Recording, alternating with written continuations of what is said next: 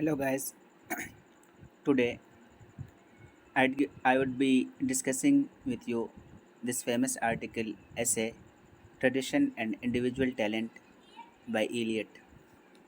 So this essay is of crucial importance and it is one of the most influential critical writing pieces, and it was written by Eliot in 1999, and later it was included in Eliot's first book of criticism, The Sacred Wood, in 1920.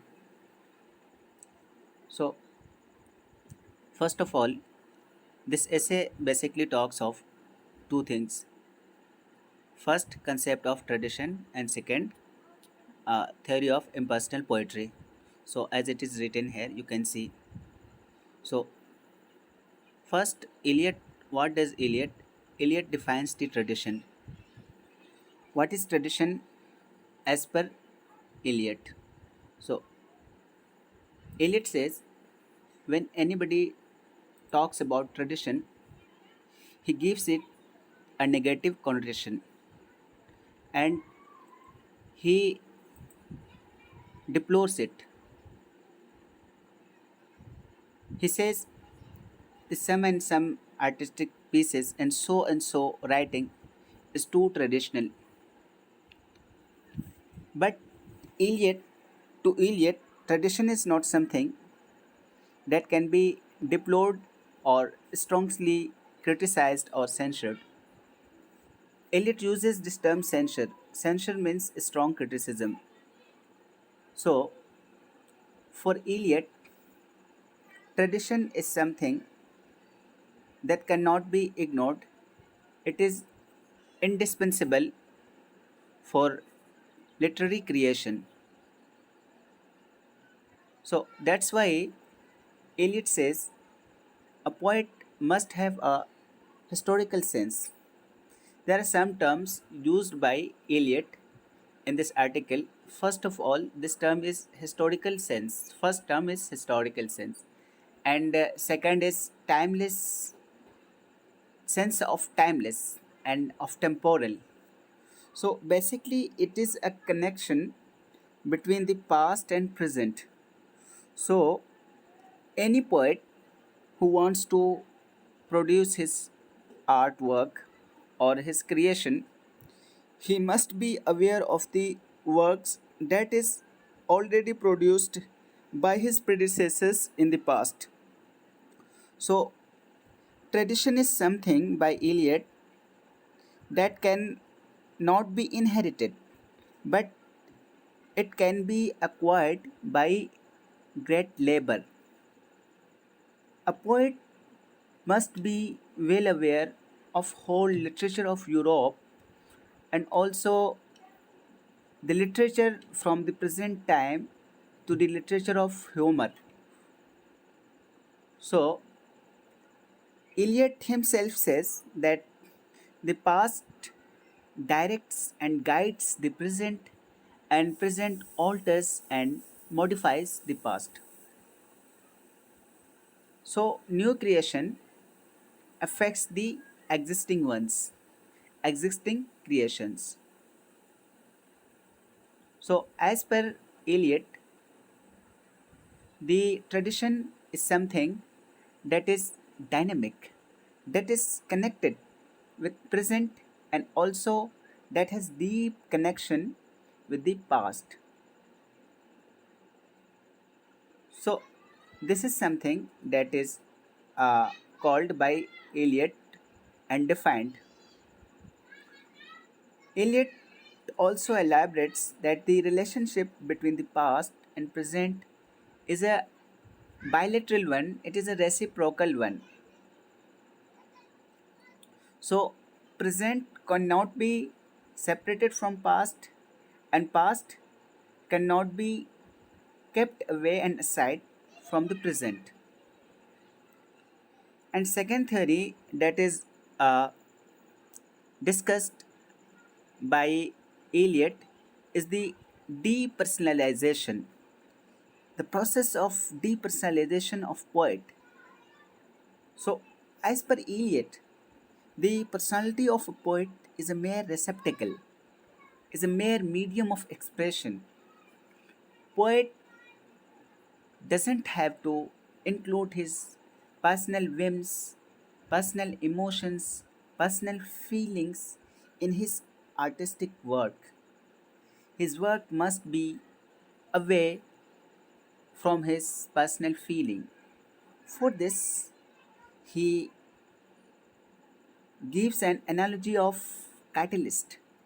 Catalyst is nothing but a chemical term.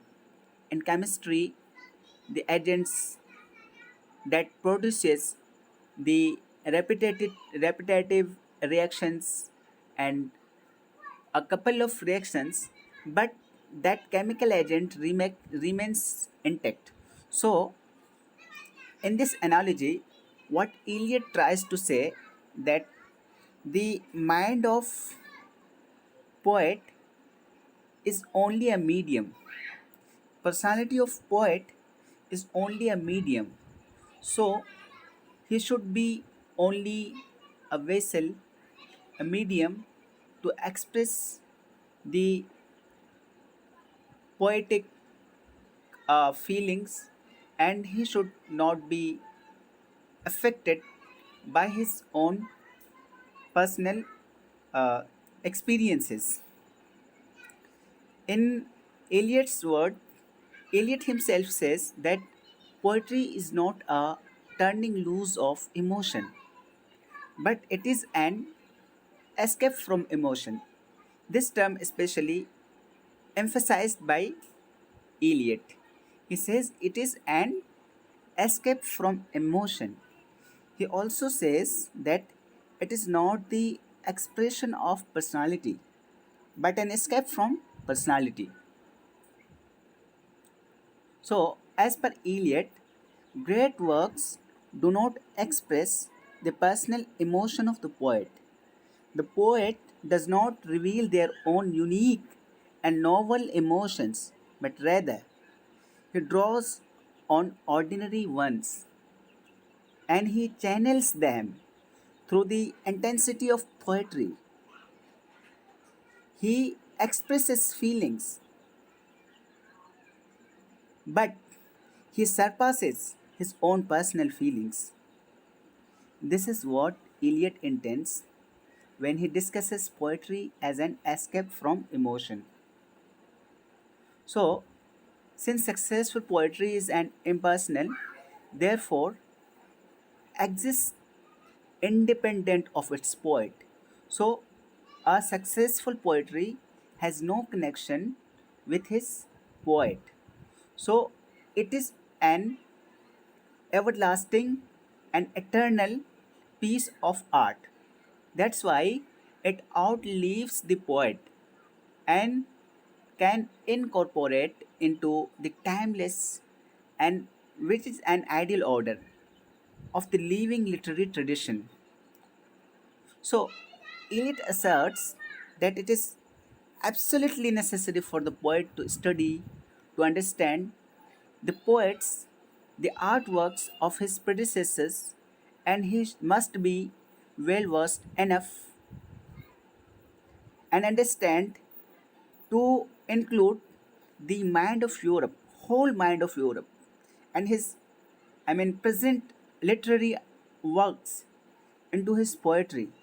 So, as per Eliot, a mature and very well versed and experienced poet is viewed as a medium through which the tradition is reflected, the tradition is elaborated, the tradition is channeled. So, all thing that is produced in the past can only be reflected and presented in a perfect manner only when the personality of poet is detached, is alienated from his artistic work. This is what Eliot tries to say in this critical